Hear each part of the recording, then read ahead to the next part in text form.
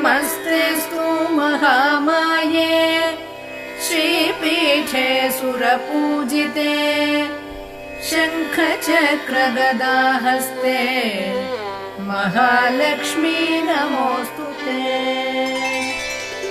नमस्ते गरुडारूढे दोलासुरभयङ्करी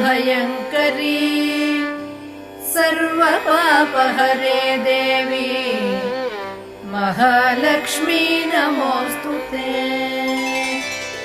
सर्वज्ञे सर्ववरदे सर्वदुष्टभयङ्करी सर्वदुःखहरे देवी महालक्ष्मी नमोऽस्तुते।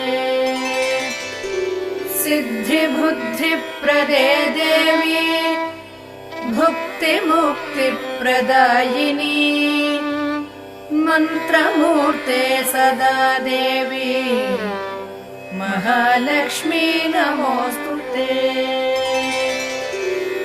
आद्यन्तरहिते देवी आदिशक्ति महेश्वरी योगज्ञे योगसम्भूते महालक्ष्मी नमोऽस्तुते।